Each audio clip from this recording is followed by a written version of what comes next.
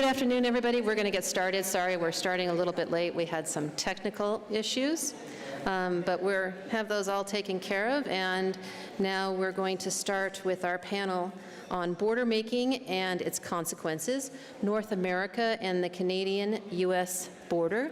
I'm Kimberly Collins. I'm on faculty I'm a professor at Public Administration at the California State University in San Bernardino. But we have a great panel for you today. We have three presenters. Unfortunately, one was unable to make it. Our first presenter is Lori Taubman. She's from the Border Policy Research Institute from Western Washington University in Bellingham. We also have Catherine Friedman from the University of Buffalo. And then we have Catherine Richardson from San Jose State University, one of the sister universities from our campus. Each presenter will have about 20 minutes, and then we will, if they need the 20 minutes, and then we have a series of questions, and I'm really hoping that we can have a roundtable discussion on the issues that are related to border making along the U.S.-Canadian border. So Lori, if you'd like to start.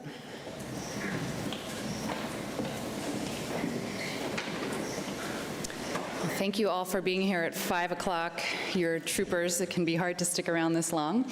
But I was the one who put together this panel, and my original concept was to try to pull together different regional expertise and kind of looking at subnational border studies and border management. But as Kimberly mentioned, unfortunately, Heather Nicol, who does Arctic borders in Canada, was unable to make it. So you'll see we still have a fairly good regional representation, and there's some holes there, but that's because there's a lot of areas of the US-Canada border where there's not a whole lot of research as it relates specifically to the border.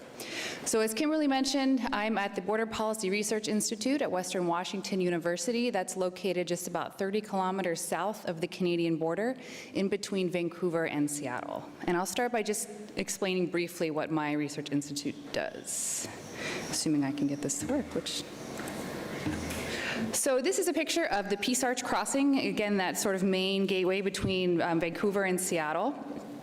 And you can see there's a very long line of cars, and that long line of cars is actually going into Canada. So my research institute was created in 2005, and that was largely out of a recognition that after the terrorist attacks of 9/11 happened, we had increasing situations like this, where both US residents and Canadian residents were trying to go back and forth between Washington State and British Columbia, and they were waiting for hours. And it wasn't just people that were waiting for hours, it was goods as well. So the state of Washington decided to create a research institute that was solely dedicated to studying the US-Canada border.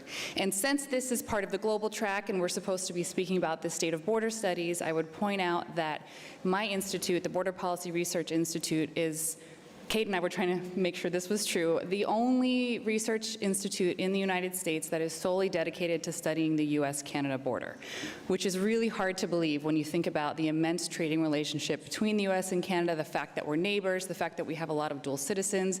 It's such an immensely important relationship, yet in the United States, to be frank, we are quite ignorant of the importance of the Canadian relationship to the United States. I would say this is not necessarily true at all, and on the Canadian side, there's much more focus on the US relationship. And I also wanted to sort of preface border studies in general between the US and Canada, and I would say that for Canadians on the whole, generally speaking, the border has usually been about trade and facilitating trade. About 2/3 of Canadian imports and exports are traded with the United States, so we are an incredibly important trading partner to Canada. In the United States, the border has, at least in the near distant past, been about security, not about trade. So that's right there a really important tension. We've got one country that's wanting to facilitate that movement and another country that's really wanting to control that movement. So I will start out by giving you sort of a brief analysis of the policy environment that the US and Canada has been in relation to the border, and then talk about where we're at, and then talk a little bit about what's happening at the subnational scale. So after 9/11, for really about a decade, the US struggled with border policy for all over the world, globally speaking, and You know, a lot of our policies were quite reactionary, but there was a lot of good ideas that had been developed between the U.S. and Canada prior to 2011 that kind of sat idle and were on hold until the United States could begin to move past the formation of the Department of Homeland Security and these other kind of reactionary policy measures after the terrorist attacks of 9/11. So what we ended up with was the Beyond the Border Accord, which was signed in 2011 by the U.S. and Canada. It's a joint accord between the two countries. And again, this was kind of taking some of those ideas that had existed prior to 9/11, but just couldn't make their way into policy because of the U.S. preoccupation with security, which for about 10 years was really about inspecting everything that crossed the border and blocking a lot of those flows. So I'll just briefly touch on some of the aspects of the Beyond the Border Accord, but essentially the overall goal was to establish this perimeter framework between the U.S. and Canada, so border security wasn't just about what was happening at the border, but it was about controlling sort of this North American perimeter, and that has its foundations in the NORAD, the North American Aerospace Defense Program, which was created back in the 1950s. So the Beyond the Border Accord ushered in programs such as joint threat assessments and intelligence sharing. Those are exactly what they sound like. A lot of really important information sharing, data sharing, security sharing between the U.S. and Canada, which requires a very intimate relationship of trust. Right? You have to trust that the other country will take highly secure, highly sensitive information and sort of treat it as you expect it to be treated. We had the development of the Shipwriter program. That's a picture of that program there. You can see this is two officers. One is Royal Canadian Mounted Police, and the other is the United States Coast Guard. And these officers are on the same boat, and they're enforcing law regardless of whether it's in Canada or it's in the United States. So the concept is if you have one of these boats, one of these shipwriter boats, and you have somebody fleeing, say, from the US to Canada, that boat can continue to pursue that person, whether they're smuggling drugs or whatever they're doing. It doesn't have to stop at the border, because once that boat crosses into Canadian waters, there's an RCMP, Canadian government official, who can enforce Canadian law and vice versa. So it's a pretty innovative program that's been used, not a whole lot, but still the concept of trust and that relationship of collaboration is highlighted well in the Shipwriter program. We also saw a lot of advancement of what we call trusted trader and trusted traveler programs. These are programs that enable specific companies and specific individuals to get a status that allows them expedited passage through the border. There is about over 1 million or so people enrolled in what's called the Nexus program, which if you're crossing the US-Canada border, you have a dedicated Nexus lane. The questions that you receive from the border agents, whether you're going into Canada or into the United States, are minimal. And the important thing about the Nexus program is that it has a dedicated lane. So that picture I showed in the beginning, where you have these long lines, these unpredictable delays, if you have this trusted traveler status, you don't have to be in that same lane, you have your own lane. It's kind of like when you go through airport security and you have a expedited processing. And the same holds true in the cargo mode. And this is really, really important for the Canada-US border because it inserts a certain level of predictability. You basically know how long it's going to take you to cross the border, so you can plan that into your, whether it's just-in-time freight movements or it's trying to make it to a hockey game in Vancouver. And then we also saw the expansion of what's called the pre-clearance program, which is another really innovative program between the United States and Canada.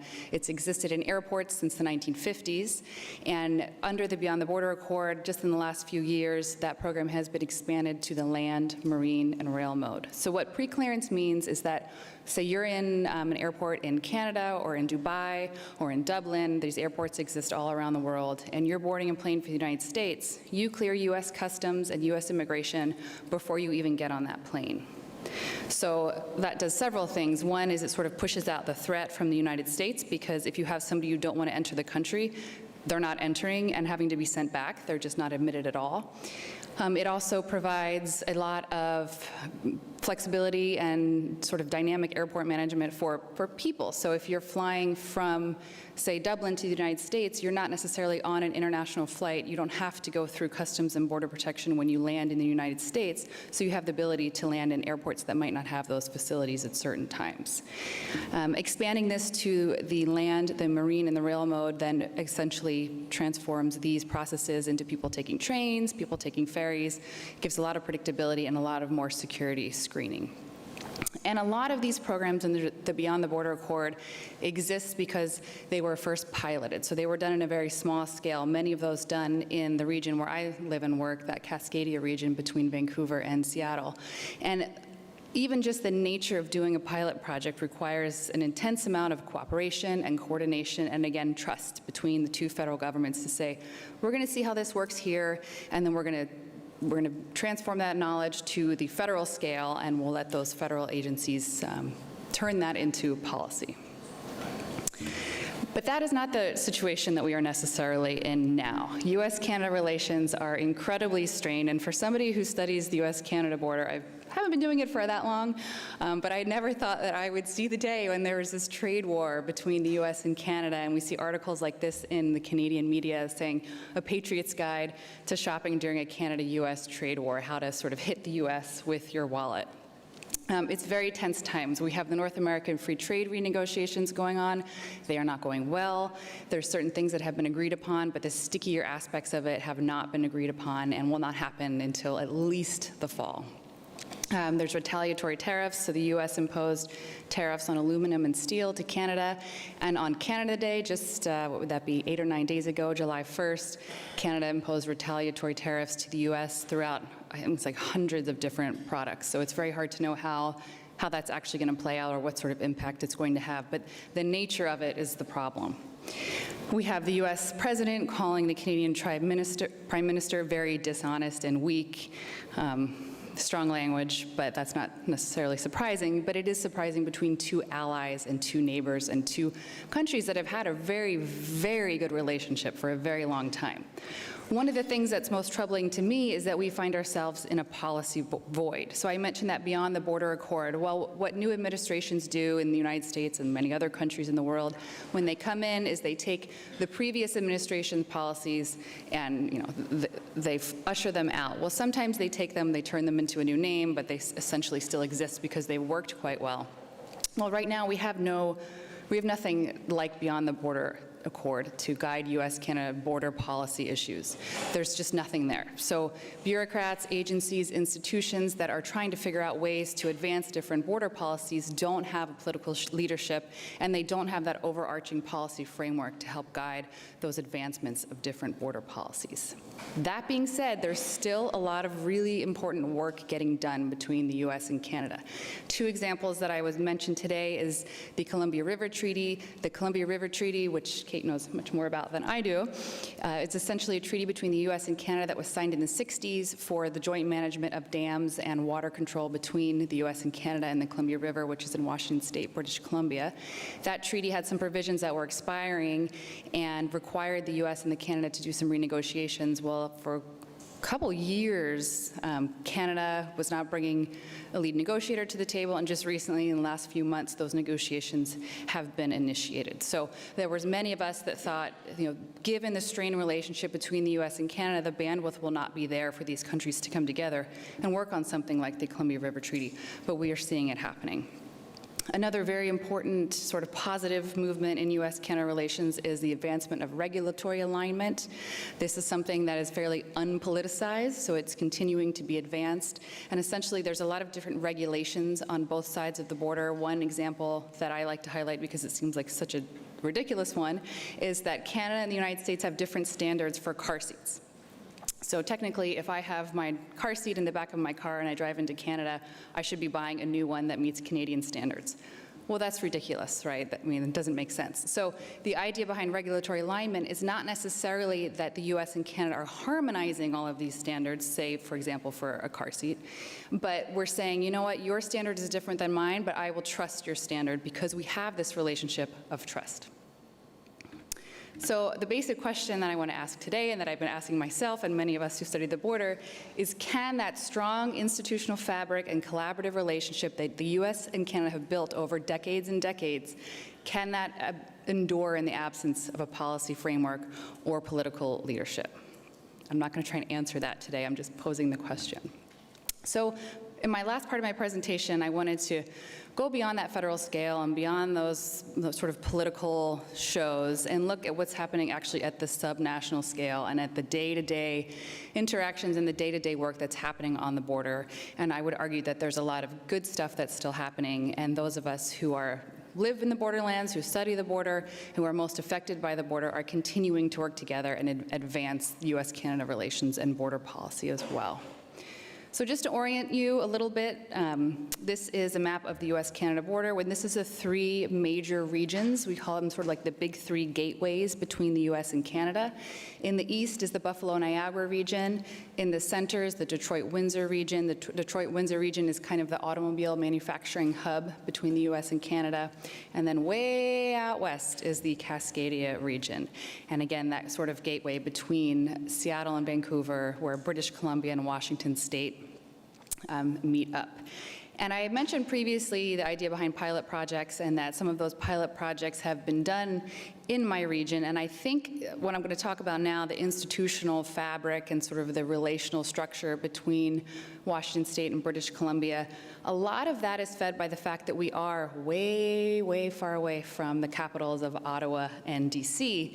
And there's always sort of been this mentality that's like, we're not going to, we're far away from the capitals. We're not going to rely on our federal policymakers. We're going to figure out what works for us, and we're going to do these pilot projects, and we're going to try and shape our own policy. And sometimes that actually does work, even though the border is, of course, federal jurisdiction. So outlining sort of what are the scales of institutional collaboration, what are these strong relationships that exist between the US and Canada that support the border that hopefully I do think will endure this problematic federal relationship. So there's three main ones that I wanted to touch upon today. This is at the national scale. We have something called the Canada-US Transportation Border Working Group. And this is just what it sounds like, the Transportation Border Working Group. And even though it's at the national scale, there's a really large sort of contingent from the Pacific Northwest or from the Cascadia region that participates in this group. And this is essentially transportation planners in both Canada and the United States coming together and looking at best practices. So something that works on a port of entry that's a bridge, say, between Buffalo and Niagara, might not work so well in the land border environment between British Columbia and Washington State. So we come together twice a year and we sort of talk about those things and how does it work when you want to expand a port of entry going into Canada?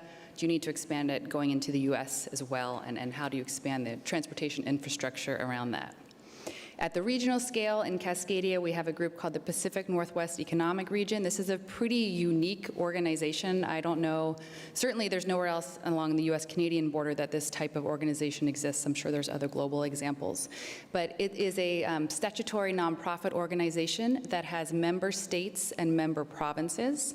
And those member states and member provinces each send policymakers to an annual summit.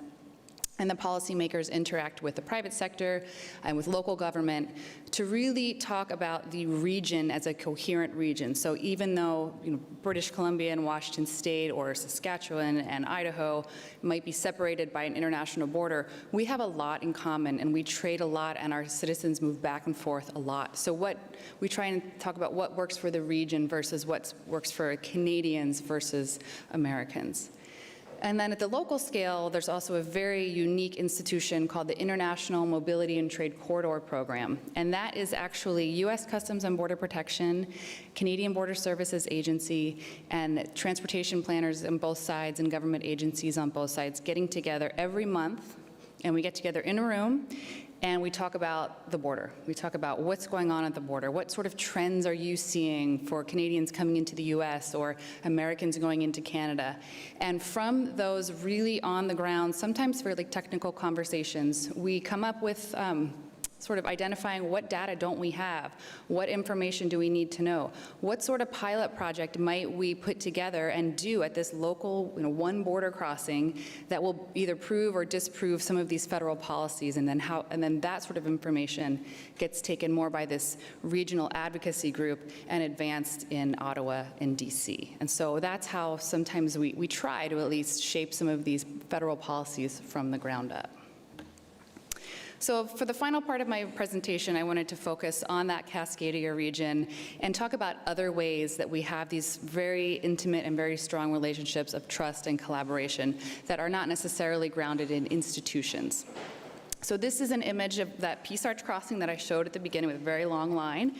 And this picture here is one of a gathering, one of many that's held at the Peace Arch crossing. And the Peace Arch is a very unique park that exists in between the border crossing between Canada, which they would be here, and the border crossing into the US, which would be here. There's just this space in between.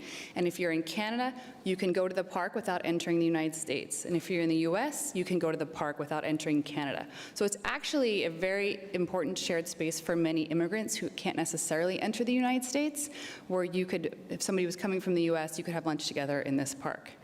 There's nothing like that on the US-Mexico border, clearly.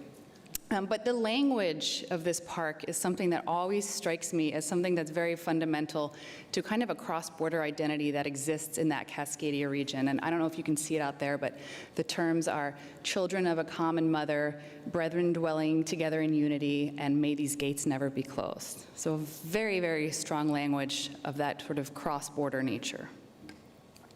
Another very interesting example of a regional identity is grounded really in the natural environment of the Cascadia region. We have mountains, we have ocean, we have islands, we have a very strong sort of environmental nature to our identity. And a great example of that is the naming of the Salish Sea. So this map here was created by one of the professors at my university, and you can see there's no international border on the map, and that is intentional.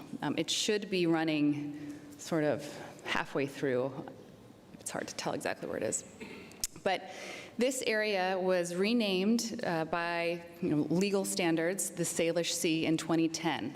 And the whole idea behind renaming this as one coherent body of water was to erase the border, to say, this is a natural resource, this is the natural environment, the border has no real implications, yet it does if you're studying the border, it does if you're especially a marine scientist whose sort of analysis will stop at the border. Well, if we have a one term, one name, instead of the name for the waters in Canada and the name for the waters in the United States, then that helps to create a more collaborative research environment for researchers on both sides of the border. And I would argue does help to strengthen cross-border collaboration. Another aspect of this very strong cross-border governance framework in the Cascadia region, that's not necessarily grounded in institutions, is our Coast Salish tribes and First Nations. So in Canada, Aboriginal peoples are referred to as First Nations. In the United States, they're referred to as tribes. Well, this is a map of the same region, and this is showing where those tribes and First Nations territories are. And you can see that it's very complex.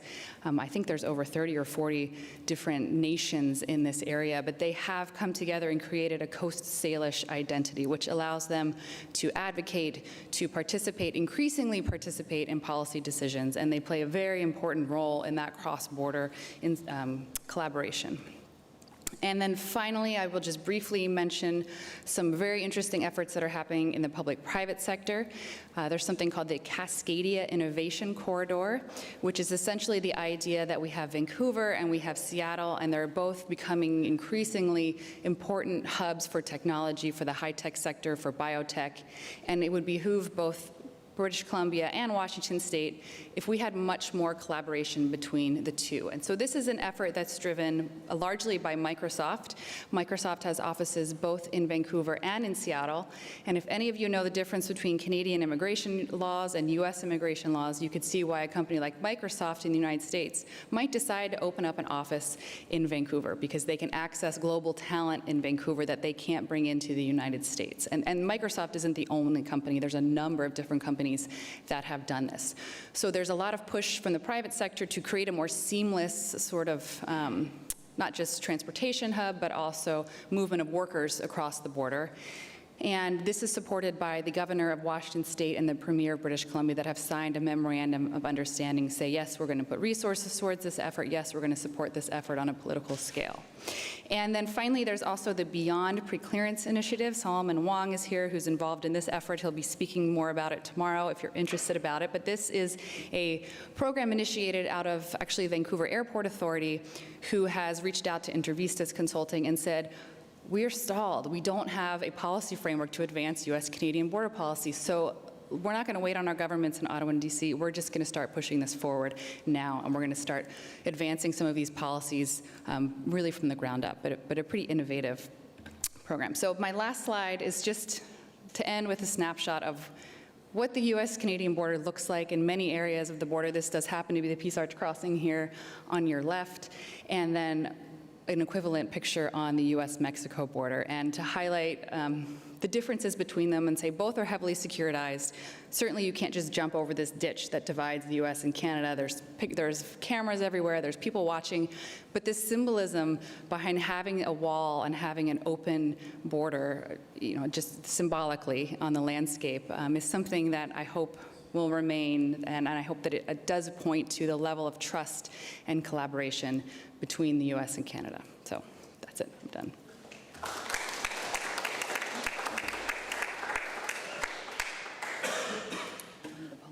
Yeah, so now I'd like to invite Catherine Friedman to come up. Thank you. Thank you. Good evening, everyone. Thank you, Lori, for asking me to participate in this panel. I am research faculty at the University of Buffalo. I have a dual appointment in law and planning. And I'm trained as an international relations specialist and a lawyer, but I hang out with urban planners, urban and regional planners, and I've been heavily influenced over the years by their perspective and their take on subnational cross-border issues. And so my presentation is taking a look at a couple of different lenses to examine economic policy making in the Great Lakes St. Lawrence River region. And in particular, I'm looking at a case study of collaboration between New York and Ontario. That's at the state provincial level, but really what I'm looking at goes one layer below, which is economic policy making and the attempt to build an innovation corridor in the binational Buffalo, Niagara, and Southern Ontario region.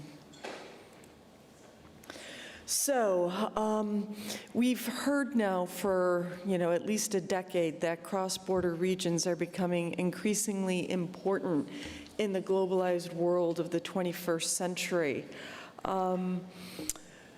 We do know, though, that reaching across a border, or I should say in North America, in my neck of the woods, reaching across the border and collaborating on economic policy or economic development can be quite challenging. It means that you have to navigate and find common purpose between two totally different political systems, economic systems, social systems, and legal systems. Every policy process and decision has to plot a course through various layers of government, all of which, so, for those of you who may not be familiar with North America, we have the federal level, then we have the state provincial level, then we have local systems, and each of these systems has different priorities, different resource commitments, different laws, different policies, and institutions. So needless to say, it's extraordinarily complex. So then for me, I don't even ask why anymore, why collaborate across a border. I'm really interested in how. How do we do it? How do we do it in North America on a continent that does not have a supranational entity? That sort of top-down approach to cross-border regions.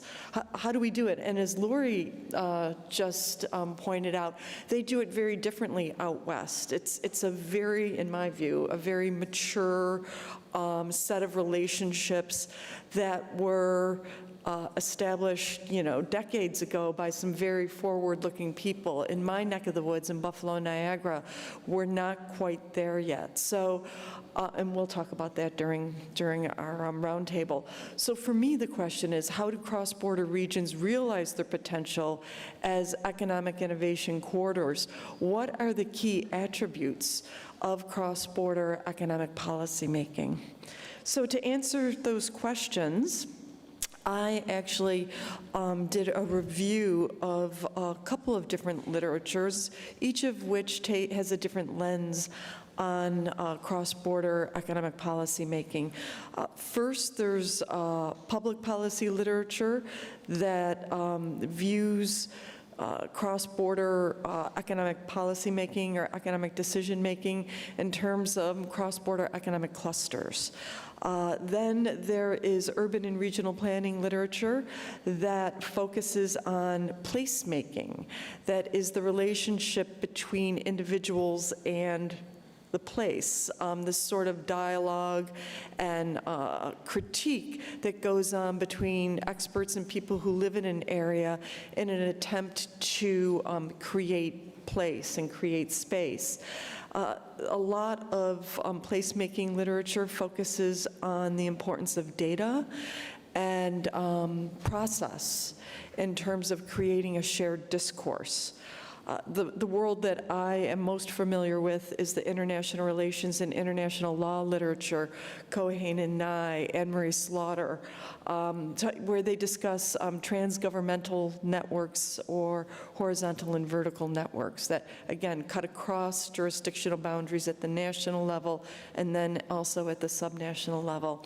And then there's another strain of urban planning literature that I found that really emphasized the role of leadership in networks and really focused on the need for a collaborative style of leadership when you talk about cross-border economic policy making and the particular role that boundary organizations can play in a network when it comes to cross-boundary economic policy making.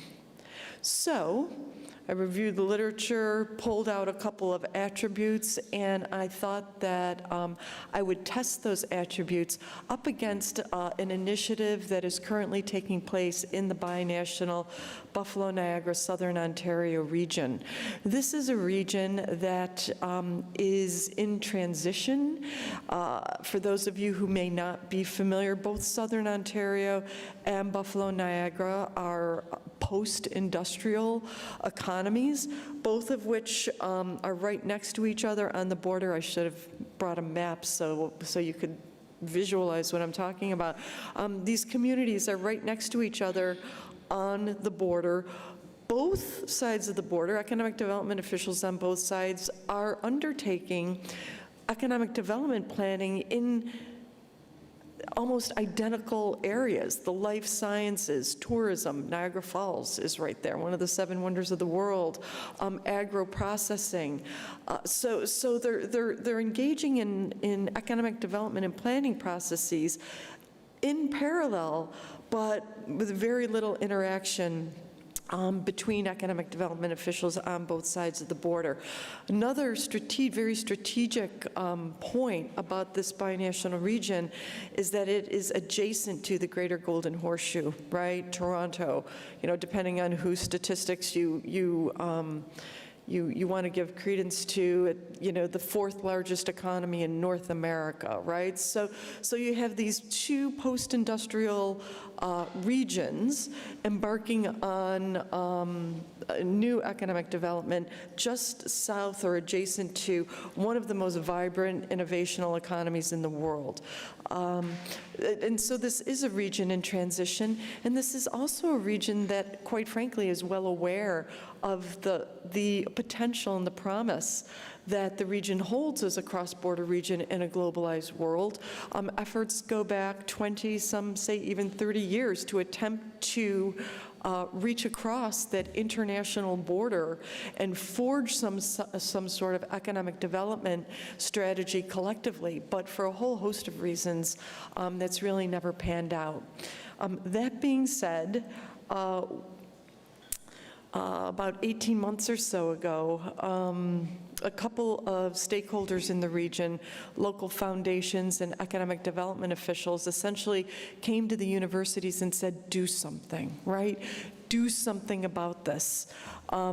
We need leadership. We need, we need entities with that higher perspective, that broader perspective, to begin to convene people again to see if we can possibly achieve the promise of this region. So what we started to do is actually gather data and look at data, and which is a job in and of itself because the data aren't gathered in the same manner.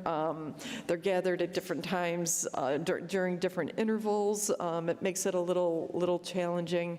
But we began to find that there really are economic clusters in the binational region, and we use the life science cluster as a proof of concept to look at the density and location of a cross-border cluster. And we found that, yeah, well, there does seem to be something to a life science cluster that actually exists in the region. So we have that. With regard to placemaking and shared discourse, we found that an emphasis on data was really, really important in terms of crafting a shared identity in the region. Unlike the Pacific Northwest, where Lori hails from, I can't say that folks in our region think of themselves or think of itself as a cross-border region, or anybody thinks of themselves as living in a cross-border region. However, we were able to demonstrate that if at the subnational, cross-border regional level, economic development officials strategically aligned and invested in key sectors, there would be an 11% increase in jobs in the life sciences sector and a 17% increase in life sciences economic output. Essentially, that turned into creating more than 1,300 jobs in the life sciences sector and an extra 122 million in economic output alone. When stakeholders saw that data, again, the underlying premise is we're stronger together. It's something that people always sort of intuitively knew, but we actually demonstrated with economic modeling that it could, in fact, be the case. They started to think about the potential a little bit differently. They started to discuss this potential in a way, and it was framed in a way that they had never really thought about before. And so this idea of developing a shared discourse really started to play out. In addition to data playing a role in creating a shared discourse, I can't emphasize enough what I've learned from my colleagues, which is how a good process can be really, really important to crafting a shared identity. Again, if you want to have stakeholders on both sides of the border collaborate on economic development policy, it's kind of, again, intuitive, it's kind of simple. You have to build trust, you have to build relationships, and you need a process to do that. So, we held multiple research team meetings, we held multiple workshops, we had continuous feedback, critique, and communication among the stakeholders in the region during this 18-month process. So, again, that process was really critical to creating this concept of, or notion of, shared discourse in the region. With regard to vertical and horizontal networks and actors, I just listed some of our major supporters, but they cut across scale, they cut across sector, and overall, over the 18-month period, we had more than 80 stakeholder representatives constantly convening and attending these workshops in an effort to be a part of the initiative and push the ball down the field, so to speak, with regard to cross-border economic policy making. And then with regard to that fourth attribute that I found in urban and regional planning literature, there is evidence in this undertaking that's taking place in the Buffalo-Niagara region of a collaborative style of leadership, and that quite frankly, the University of Buffalo and Brock University collectively are almost serving as a boundary organization, mediating boundaries among the different sectors and scales of government. And, you know, it's very preliminary, but there is some evidence that this collaborative style of leadership and this boundary organization is evident and starting to take root there. So at the end of the day, right, my question is always, you know, in addition to how you engage in cross-border economic policy making, my next question I always have is, so what, right? You know, there certainly are some contributions to the literature using a multidisciplinary framework to look at cross-border economic policy making. I'm not aware of any scholarly article that actually looked at those four sets of literature to come up with attributes for cross-border economic policy making. So you can contribute to the academic literature. And also, there's a body of scholarship being developed out there, Jeffrey Hell in particular, and Emmanuel Brunet-Jailly, talking about territorial and aterritorial forces at play. All, you know, these forces, the only way I can think of it is a sort of witch's brew, are all swirling around at the same time, impacting our borders, changing our borders. And it's really, sometimes really difficult to get your head wrapped around that. But in our region, I think one of the most important so whats, and this touches also on something that Lori said and is in contrast to the European Union, is that in the past, you know, the model for cross-border economic policy making, or I should say the goal for cross-border economic policy making, was always, you know, to achieve some sort of harmonization, right? You've seen continuums in the literature that ranging from information sharing, you know, as the lowest level of collaboration, all the way up to some sort of policy harmonization or convergence. And what we found is that at the sub-national cross-border scale in the case study in the Buffalo, Niagara, Southern Ontario region, nobody's interested. Nobody's interested in harmonizing policy.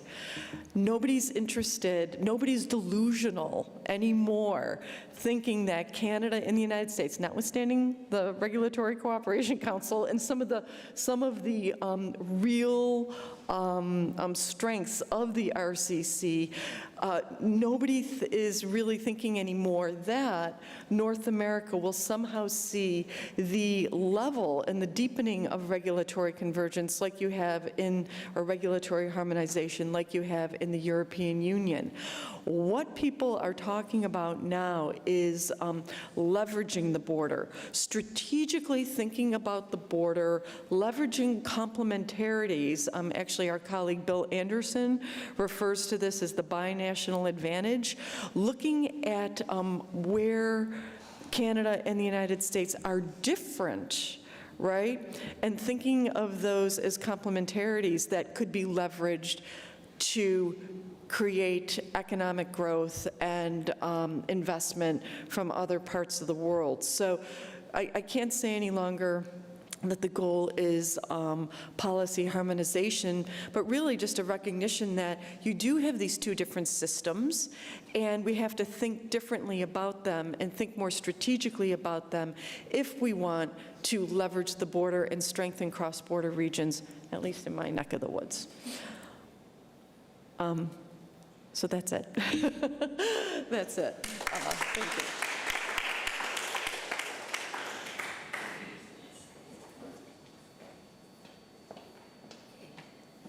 And then we're going to invite our last presenter up, Catherine. Take it down. It's okay, I got it.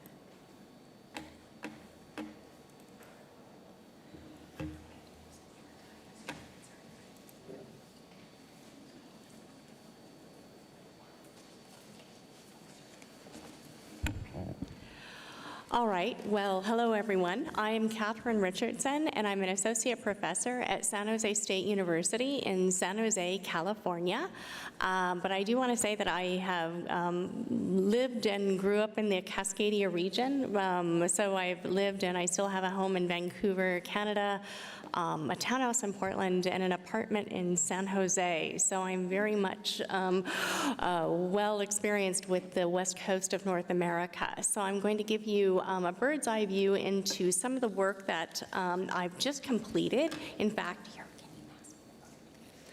I actually just put out a book last year on the Canada-US border and movements of highly skilled foreigners that move between Vancouver, Seattle, and San Francisco, Silicon Valley area for purposes of work. So basically what I'm going to present for the next 18 minutes is kind of a summary of this particular book here. I know it's late, but hopefully this will keep you interested. All right.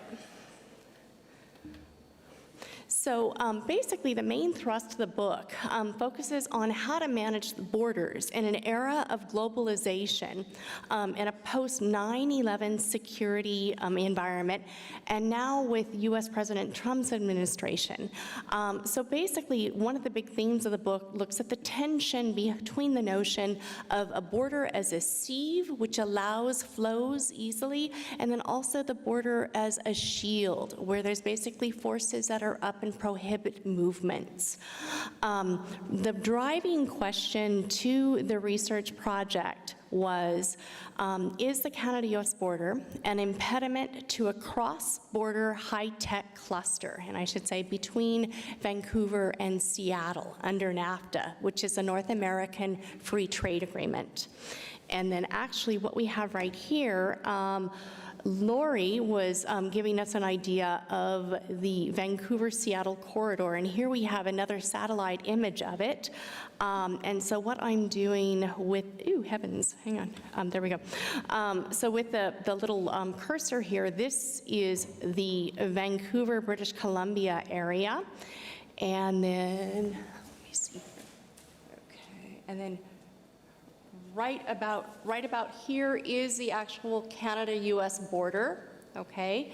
And we kind of trot along a little further down, and this is the greater Seattle area, okay? So what you're looking at is basically what Lori talked about as the Salish Sea, or the northern portion of what is called the Cascadia region. And David McCloskey, who is a retired professor at Seattle University, coined the term Cascadia, okay? All right. So to give us some background, basically we've been talking a lot about border regions between Canada and the U.S., and the Cascadia area is distinctive in the sense not only along the Canada-U.S. border, but also between a lot of border regions in the world generally, in the sense that importantly, both sides of the Canada-U.S. border, when we think about our two major cities, which are Vancouver and Seattle, is that both of them have a heavy high-tech economy, which is dependent on highly skilled talent. The other issue, though, like I mentioned a moment ago, is that you have two metropolitan cores, Vancouver and Seattle. If you look at numbers of population, anywhere the city core, city proper, Vancouver's around 600,000, and I think Seattle's around 700,000. Similar economies, high-tech, but also they have a history of forestry, farming, and fishing, and very similar histories in regards to their development, and that's very unusual. A lot of cities along border regions are very uneven. Say, for example, you have El Paso, Juarez, San Diego, Tijuana, so you have one city that might be seen as very, if you will, modern and advanced and peppered with an advanced economy, whereas the other city on the other side of the border, not necessarily so, okay, light manufacturing, low services, and that sort of thing. So it's unusual to have two cities along a border that are relatively comparable. Okay, so basically one of the big thrusts in the book, though, it looks at how effective and how influential has Chapter 16 of NAFTA been, once again, North American Free Trade Agreement, when it comes to moving professionals between Seattle and the Seattle-Vancouver corridor. And to give you a little bit of background, basically Chapter 16 of NAFTA deals with movements of people, of professionals, investors, traders, intercompany transferees, and I just focused with my work primarily on the movement of 65 professionals that are listed under NAFTA. So if you're a Canadian economist, you can get a job in the United States. If you're a Mexican zoologist, you can get a job in Canada under NAFTA. Okay, so there are basically 65 different professions.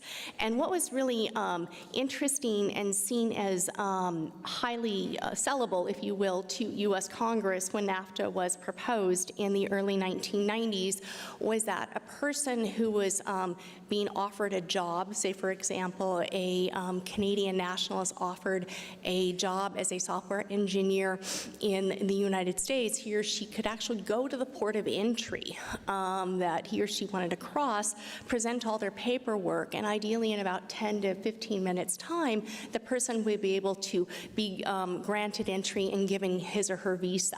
And it was in opposition to what's called the H-1B visa, which is basically the visa that's given to many foreign professional workers in the U.S.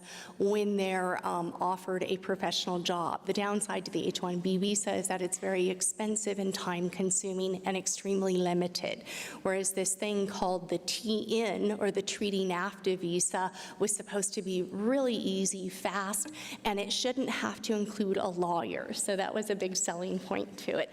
But the challenge, what I found, what started a lot of the research, that was that what was happening, though, with a lot of Canadians who were going to these U.S. ports of entry with all of their paperwork, and ideally everything was supposed to be in order, they were getting hung up at the border. They were being told by U.S. port of entry officers, no, you don't have the right paperwork, no, you're not a software engineer, no, I've never heard of that university. So there was a lot of impediments that were starting to come up against supposedly this mechanism through NAFTA that was supposed to encourage free movement of professionals. So, okay. And then, of course, we have two images, so of Vancouver and Seattle, terribly, well, I think they're very different, but a lot of people think that they look very, very similar. So anyway, I'll let you visit and find out. All right.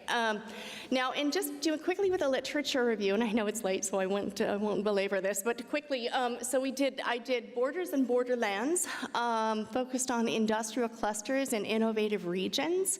A third component to the literature looked at transnationalism and internationally highly skilled labor. And then finally, thinking about the institutions that govern international labor mobility.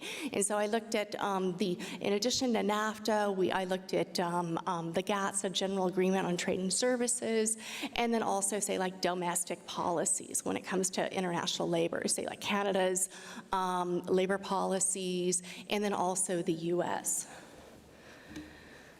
Okay, and then to give us a little bit of background here, in thinking about numbers of people who actually enter the U.S. on a NAFTA status, interestingly, it's pretty much grown quite steadily from 1994 until 2009. And what you see there is roughly about 99,000 or about 100 people, and then, or 100,000 people, and then all of a sudden in 2010 it skyrockets to 634,000 people, okay?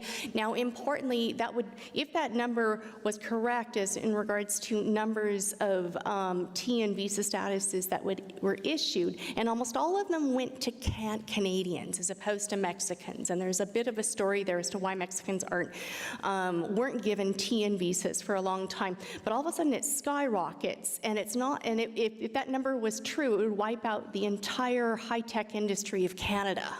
So what happened in 2010 was that the infinite wisdom of the Department of Homeland Security, they stopped counting TN statuses that were issued, and they started counting just numbers of people who crossed the border who had a TN status, okay? So for example, if you were given a TN status in March and then you had to go and see your mother in May for Mother's Day and then possibly returning again in July for Canada Day, and then you might go back for Labor Day, you would actually count as 4, okay, as opposed to, so you would count as 4 in regards to numbers of flows as opposed to just one TN visa that was issued. So the challenge with the data around how many people actually have TN statuses is kind of murky. But basically it's estimated that, oh gosh, over the last 25 years that NAFTA has been around, guesstimates of around 250,000 to 300,000 Canadians have had a TN status at one time, okay? So just quickly with the methodology, how did I go about the work? For the most part, I did a lot of semi-structured, in-depth interviews. And at this point, I'm actually on to another research project that's, and I'll talk about that at the end. But right now, I've done over 92 in-depth interviews, and it includes 24 Canadian and U.S. immigration attorneys, 24 Canadian and U.S. immigration officials, 26 Canadian and U.S. high-tech firms, primarily based in Vancouver, Canada, Seattle, Washington, and/or Silicon Valley, Greater San Francisco area. And then also 6 key policymakers for labor mobility under NAFTA, basically based in Ottawa and Washington, D.C. And then just from a textual analysis perspective, I reviewed company reports, web pages, and relevant government reports and documents. And just a little image that I'm showing here is actually, it's actually Pixar Studios, which is based in Burbank, California, but they actually put an R&D center in Vancouver for about 3 years. But interestingly, I'll get to this later, they pulled out. They decided to not be based in Vancouver, okay? So they were only there temporarily, but that's where that photo comes. It seems kind of odd and postmodern, but that's the story behind it. So just quickly thinking about some of the questions that I asked, and the driver, like I said, was, is the Canada-U.S. border an impediment to the development of a high-tech region within Cascadia in the area of NAFTA? And then some of the more detailed questions and asking firms about how helpful has Chapter 16 of NAFTA been for your line of work or your employees? Are there difficulties around it? What exactly do you do as strategies to alleviate some of these problems, if you have them? And then movements of September 11th, how did that affect flows and your professionals and your firm when it comes to moving people back and forth across the border, okay? And I'm actually in the process now of basically, rather than asking about 9/11, it's more the Trump administration and how has that affected your firm? Okay, so interestingly, so with the firms, some of the main findings was that all the firms interviewed, whether they were based in Vancouver, Canada, Seattle, or Silicon Valley, Greater San Francisco area, was that they all had a real strong demand to hire the internationally highly skilled. They had to hire high talent, okay? Whether they were a firm of 3 people up to a firm that employed worldwide anywhere between 30 to 100,000 people. They all had to have access to extremely highly skilled people. The other really interesting issue, despite the fact that there is firms in Seattle and San Francisco, Silicon Valley area, which I'm going to talk about at the end, and which I'm studying right now, of moving and creating R&D facilities in Vancouver, maybe permanently, maybe temporarily. But interestingly, what I found with the research was that for the most part, the region of economic Cascadia for these firms was really a minor destination point for the majority of the firms. Interestingly, what I found, especially for Vancouver-based firms, was that their greater connectivity was to California. Okay, it was to San Francisco and San Diego, LA. all right? The other component they connected up with was actually the East Coast, okay? New York, Washington, D.C., New Jersey.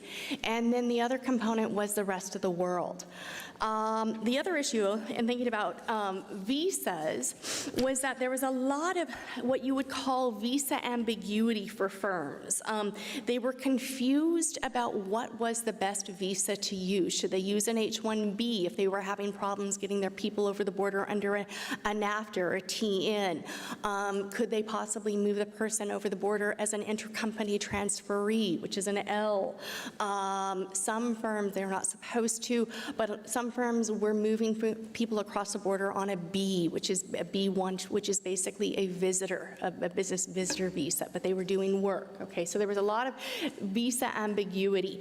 What happened, though, after 9/11 was that firms started to develop strategies to navigate the cross-border system. So it ranged from everything from lying when they went across the port of entry to hiring attorneys, to actually having to reach out and spend the money to hire a lawyer. Okay? The other really important point that came about through the research was that NAFTA, despite all of its complaints and its hang-ups and its problems at the border, it actually worked 85% of the time. Okay, so comparatively speaking, before NAFTA was created in 1994, actually a lot of firms talked about if the TN visa is issued and it's available and if it's easy to get, it's actually really easy.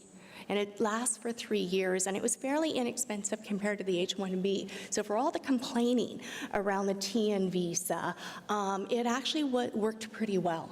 The other issue that was actually a key finding with the firms was that the aftermath of 9/11 did not stop the movement of firm personnel across the Canada-US border. So once again, despite all of the hype and the concern about walling up the border and the economy stopping and there was a lot of rhetoric around this, it wasn't necessarily the case. People were still able to get across the border. Okay, and so just quickly, here's a quote from one of the firms about lying. And so the question was, is the Canada-US border an impediment to the development of a high-tech cluster within Cascadia? And so he contradicts himself. He says, well, yes, it is. However, if a firm or a person finds the right pigeonhole when crossing the border, then it's okay. We must move back and forth into Seattle. Hence, you know the port and what to say. For example, you say, if we're just going to Microsoft for a meeting, then it's okay. They know Microsoft. I was traveling with one of the guys and he said just that. We're going to Microsoft, but we weren't. We were going to a different firm. I pointed it out to him as we drove through, but he shrugged and said, hey, it's so much easier to say that than another firm. They know Microsoft. Once you know what to say, then it's okay. All right. So interestingly, that's a strategy of getting across the border. Now, the other group that I interviewed were immigration officers, both Canadian and American. And so thinking about it, though, what they found, what U.S. and Canadian, both U.S. and Canadian firms found, because they had to move people both ways, they found the Canadian ports of entry to be much more consistent from port of entry to port of entry, whereas the U.S. ports varied considerably, okay? So, for example, Lori showed us the Peace Arch crossing, which is the main crossing between Vancouver and Seattle, but about a half mile to the east. There's the truck crossing, okay, and that's kind of where more of the locals go. But interestingly, it's called port shopping, and so a lot of immigration attorneys will say, take it to the truck crossing. You'll get a better review as opposed to the Peace Arch crossing. Okay, so that was an example, though, of how ports of entry varied considerably. The other issue, though, is that since 9/11, the power of frontline immigration officers had increased considerably. Okay, so that was quite prolific, especially for the U.S. The Canadian officers, although they were seen as facilitative, and the U.S. officers were seen as restrictive, Canadian port of entry officers have actually many more laws on behalf of the state where they can retain, they can interrogate, and do lots of things to you that U.S. officers are only starting to be able to do. okay? But importantly, though, the U.S. since 9/11 was becoming more like Canada in its ongoing educational and professionalism training, and interestingly, powers granted to port of entry directors, okay? So after 9/11, port of entry directors had something called discretionary authority. So for example, and I was given this example in my interview, one Canadian man was going to go to Hawaii with his wife and children, and he had been brought up on charges when he was about 19 or 20 of possession of marijuana in the United States. And so he had a criminal record, but he's now in his late 40s. And sadly, he and his family, well, he wasn't allowed to go, but his wife and kids were, but they all decided to stay. He wasn't allowed to go into the U.S. because of this. And so when I was interviewing the port of entry director, he said, now that I have discretionary authority, I could override that, and I could make the decision to let this person go, because it happened so long ago, and he hadn't done anything else in that time frame. And then the other important issue, though, is that Canada, since 9/11, was actually becoming more like the U.S. and its increased efforts towards enforcement at ports of entry. And importantly, in that time, the Canada Border Services Agency was created, okay? And so Canada, so even though the U.S. was becoming more like Canada, Canada was also becoming more like the U.S., okay? And then finally, with immigration attorneys, they were not supposed to be involved at all with Chapter 16 of NAFTA. And initially, after 9/11, it was devastating to their practices. And the other important fact, though, is that through my research, there was a strong working relationship between the U.S. immigration officers, or excuse me, U.S. immigration officers and attorneys. But importantly, since 9/11, there was a deliberate distance between the U.S. Port of Entry officers and U.S. attorneys. Historically, U.S. immigration attorneys would go to the port of entry with their client and kind of stand there with them. And I think it was in 2003 they actually started pulling up these old regulations and banning them from the port of entry unless their client was under a criminal investigation. Now, importantly, in Canada, an attorney is not allowed to go with their client. Okay, so once again, the U.S. was becoming more like Canada in this instance. Now, importantly, finally, like I said earlier, NAFTA was supposed to eliminate, or there shouldn't have been a need for attorneys, but now attorneys are needed more than ever for firms trying to send employees across the Canada-U.S. border, okay? So I'll let you read the conclusions, but importantly, after 9/11, basically the attorneys won. So that being the case, it's an interesting story. But just in sum, with the U.S.-Canadian interpretations of NAFTA, it's changed over time. So in thinking about the original spirit of border openness in the 90s, it's become more restrictive and erratic. Okay, and then I talked about port shopping earlier. Geography still matters. Okay, and the other key thing, though, is that with the Trump administration, what's happening is that we're seeing greater reverse flows with U.S.-based firms establishing R&D centers in Canadian cities, such as Microsoft, Amazon, Facebook, and Google. And then finally, the Canada Border Services Agency has been increasingly restrictive as well. So anyway, so that concludes it. So thank you very much.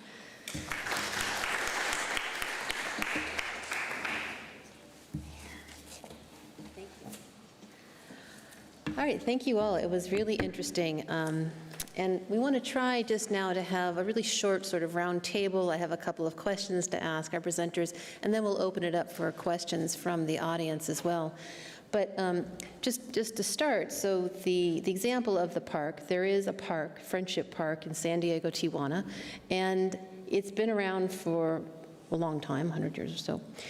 And it's increasingly just being closed more and more, and it seems like the officials on the U.S. side in particular try and find excuses. First, they closed it because they said people were throwing volleyballs over that were filled with drugs. They had conversations about they had a surprise wedding at the border last time because they would open up the gates every month or so and allow people to come and meet each other and, you know, and talk to each other, families that are separated. And again, a couple came and got married. She's on the Mexican side, he's on the U.S. side. They couldn't cross, and the border officials were shocked. And so then they said, no more opening up the border because we can't have these surprise weddings happening. So there's many things that are changing within the security framework, and a tone that seems to be going on through all of your presentations is, what do we really do about the federal government? And is the federal government really becoming a problem for border communities within the North American context? And is it something that border communities should think about doing something about the problem? And I'll just let each of you take just a minute to sort of answer that. And understanding that the federal national governments are very important to regional development and coordination and cooperation, but what do we do about when the government becomes a problem? Oh, that's a great question. I would say yes, the federal government is a problem. And, like we all talked about, the U.S. and Canada have had fantastic relations for a very long period of time, but that relationship ebbs and flows. And I think that's the risk of putting too much stake and sort of too much trust, or not trust isn't the word, but letting the federal government decide things puts all of us who live in border communities at the risk of this sort of ebb and flow. And if we can find ways to leverage local, regional efforts to shape policies the way we want to, those are going to be a lot more stable because, as I said before, the people who live in border communities, we're the ones who are most affected by the border, and we're the most engaged, and we know more than the federal government does about what works at different border crossings and what doesn't. So I'll leave it at that. Well, I echo, or to echo your comments about the ebb and flow, I think that's absolutely correct. And at one of our stakeholder work group meetings, we actually talked about the challenges of the federal government and the ebb and flow of relations. Even when relations are good, there's still changes in policy that impact stakeholders that they found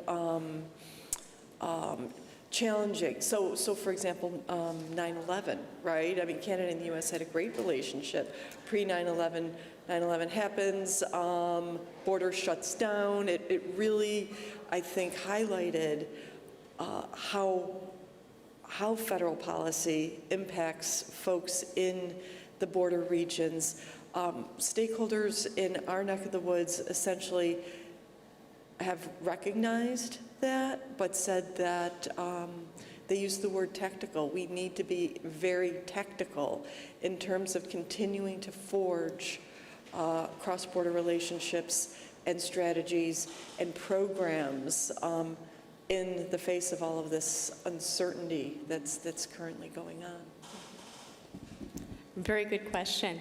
I wanted to come back to what I talked about earlier with the idea of sieve or shield when it comes to the border. And importantly, what I found with my research is that for regional interests, there's a lot of notions around a sieve, okay? So wanting the border open, especially for economic purposes.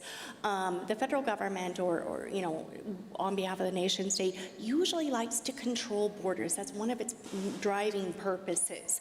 Now, importantly, over the last 20 years, though, there have been a lot of efforts at the federal level to reach out to the local, to reach out to the regional, to find out what the needs and the agendas are. It just seems like currently, especially in the U.S. And along the Canada-U.S. border, there hasn't been a lot of I think we talked about trust. I think Lori talked about trust and communication, and it seems like that is at this time lacking.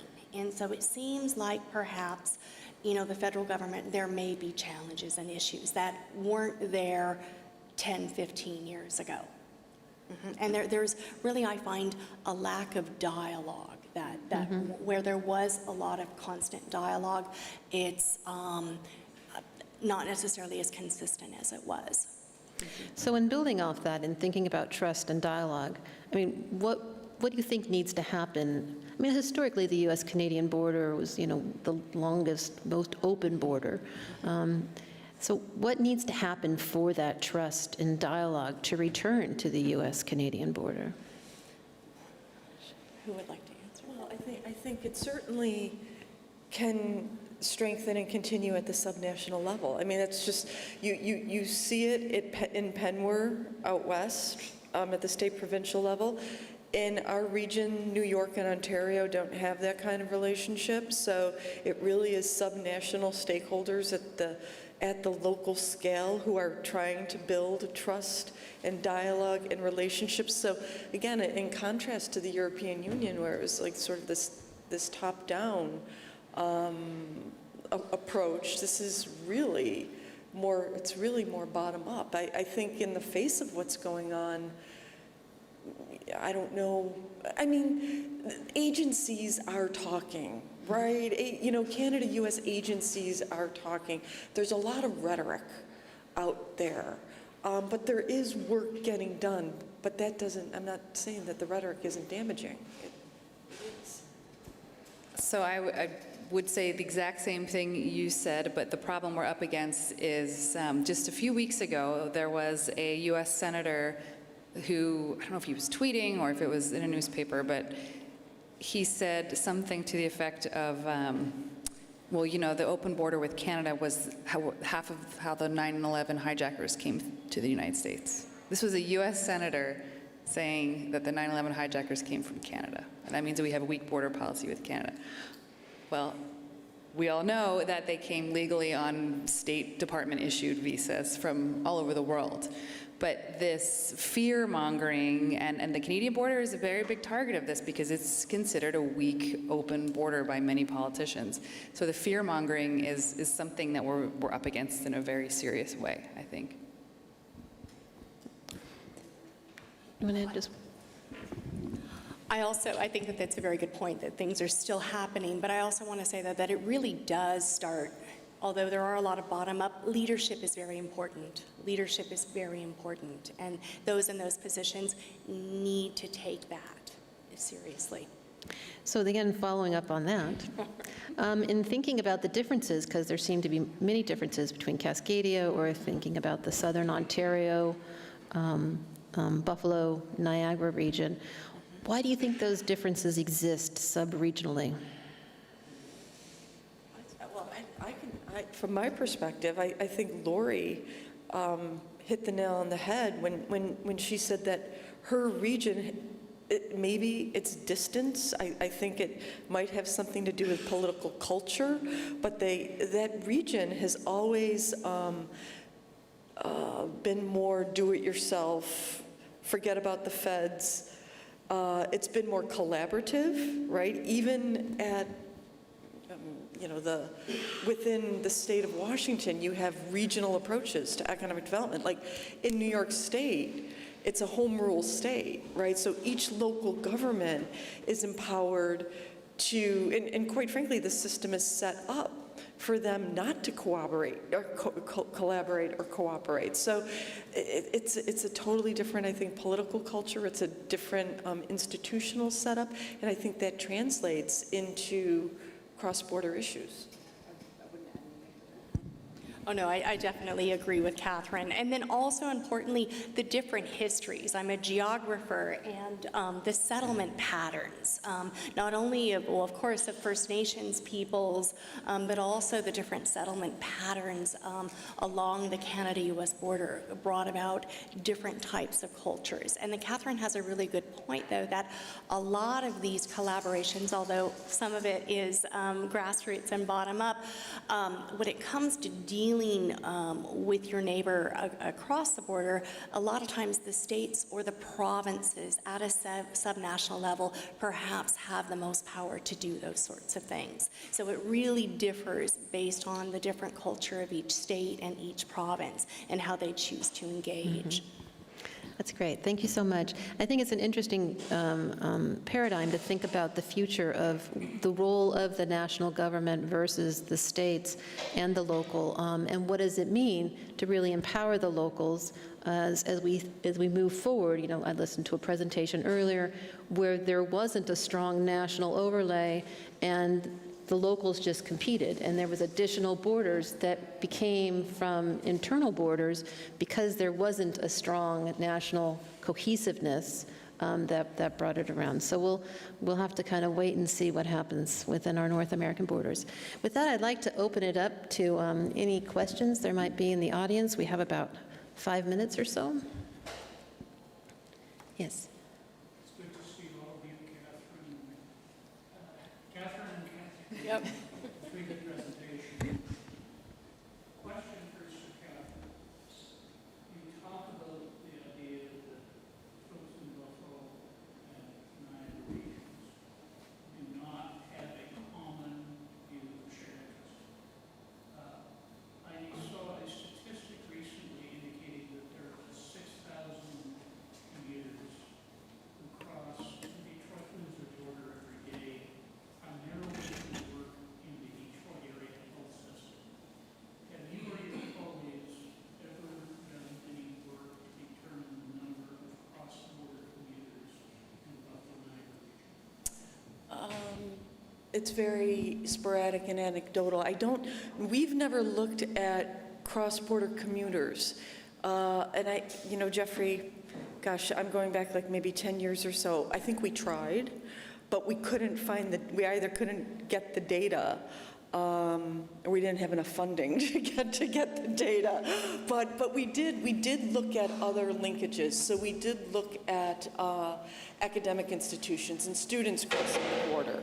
We looked at not the number of people who worked in the healthcare industry or in hospitals in Western New York, but the number of people from Canada who relied on the Western New York healthcare system for their care. They left the Canadian system and came down to the States for one reason or another. So we did some of that number crunching, tourism, right? But I can tell you it was very labor intensive, very arduous, and we haven't replicated it.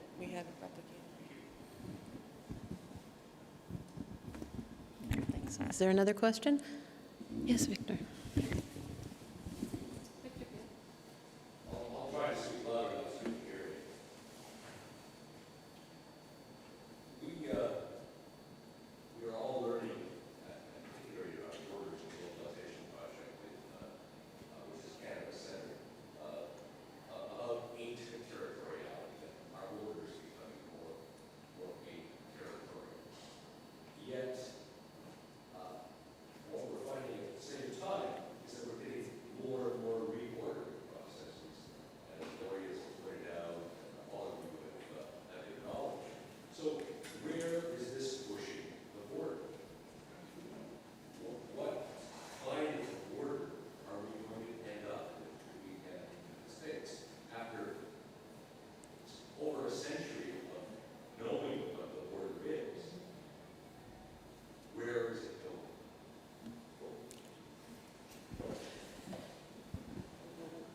Well, I think in the US example, it's going to biometrics quite clearly, so that you'll have the situation which we heard about when there's some of us in DC recently, where you go to the airport and, I mean, this is true in Canada as well, but say you're bound for the United States through pre-clearance or something, you go to the airport and it's all biometrics and you don't actually ever encounter a border officer. You're cleared in some office somewhere, maybe in DC, where somebody's watching a camera and they're matching your biometrics to your facial recognition. I would have thought that was sci-fi, but USCBP has done all of the research and proven all of the technology, and I think that's something that's coming to North America likely sooner than later. Now, the privacy implications of that are far from being worked out. But when we talk about biometrics and facial recognition, I don't know where that puts the border. Everywhere, right? You're constantly being tested against some sort of database, and I think that is where we are going.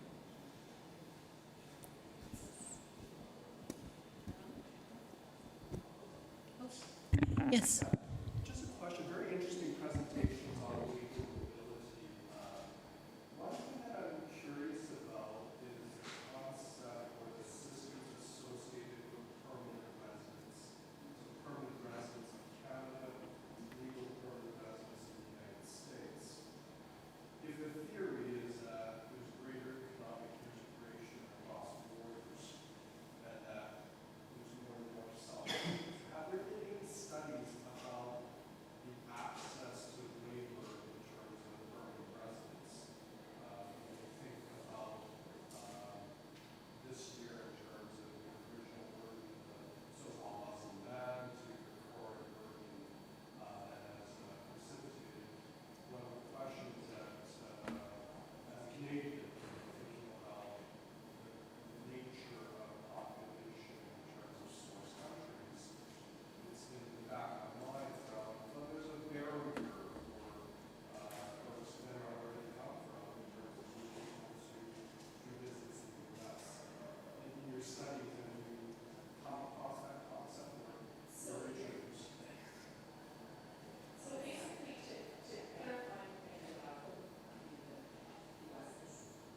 There we go. Okay, so basically to clarify your question, you're asking, for example, like the status, what about a permanent resident of Canada wanting to come into the US and do work?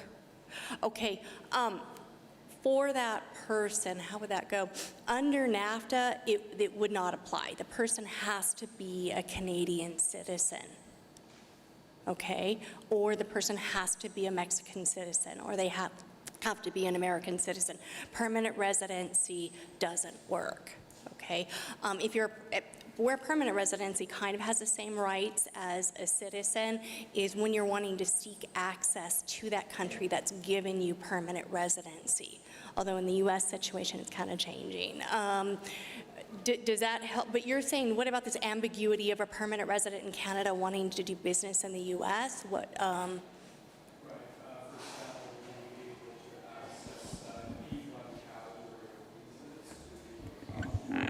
Okay, like a business visitor. Okay, and it really depends on if whatever citizenship that person has, like say for example India, the question then would be, does India have a trade agreement with the United States that encompasses business visitor visas? Okay, say for example like the E2, the E1 and the E2, treaty trader, treaty investor, that falls under NAFTA. Okay, so if NAFTA went away, people on E1 and E2s from Canada would lose that status. Does that help? Okay, okay. All right, I want to thank the panelists once again. We're really out of time now, and they're trying to come in here, but it was a great panel. Thank you all for your time. And thank you all for coming.